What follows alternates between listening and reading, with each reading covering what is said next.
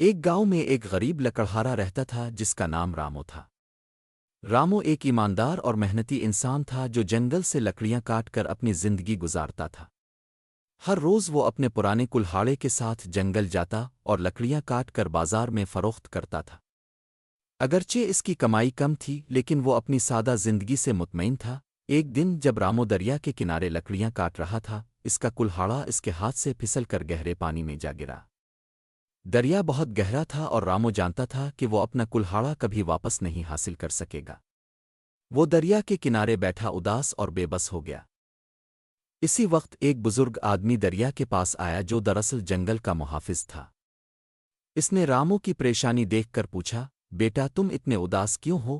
رامو نے جواب دیا، میرا واحد کلہاڑا دریا میں گر گیا ہے۔ اس کے بغیر میں اپنی روزی نہیں کما سکتا۔ بزرگ نے مسکرا کر کہا، فکر نہ کرو، میں تمہاری مدد کروں گا۔ پھر وہ دریا میں غوطہ لگا کر باہر آیا اور اس کے ہاتھ میں ایک چمکتا ہوا سونے کا کلہاڑا تھا۔ کیا یہ تمہارا کلہاڑا ہے؟ اس نے پوچھا۔ رامو نے سونے کا کلہاڑا دیکھا لیکن اس نے سر ہلا کر کہا، نہیں، یہ میرا کلہاڑا نہیں ہے۔ میرا کلہاڑا پرانا اور لوہے کا ہے۔ بزرگ نے دوبارہ مسکرا کر دریا میں غوطہ لگایا۔ اس بار وہ ایک چاندی کا کلہاڑا لے کر آیا۔ کیا یہ تمہارا کلہاڑا ہے؟ اس نے پوچھا۔ رامو نے پھر سے سر ہلا کر کہا، نہیں، یہ بھی میرا کلہاڑا نہیں ہے۔ بزرگ نے سر ہلا کر تیسری بار دریا میں غوطہ لگایا اور اس بار رامو کا پرانا لوہے کا کلہاڑا لے آیا۔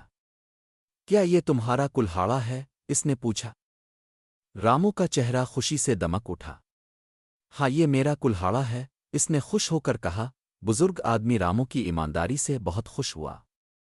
تم ایک اچھے اور ایماندار انسان ہو، اس نے کہا۔ تمہاری ایمانداری کے انعام کے طور پر میں تمہیں سونے اور چاندی کے کلہاڑے بھی دیتا ہوں۔ رامو بہت خوش ہوا اور بزرگ کا شکریہ ادا کیا۔ رامو گاؤں واپس آیا اور اس کے ساتھ 3 کلہاڑے تھے۔ اس نے سونے اور چاندی کے کلہاڑے بیچ دیے اور امیر ہو گیا۔ لیکن اس نئی دولت کے باوجود رامو وہی عاجز اور ایماندار انسان رہا جو وہ ہمیشہ سے تھا۔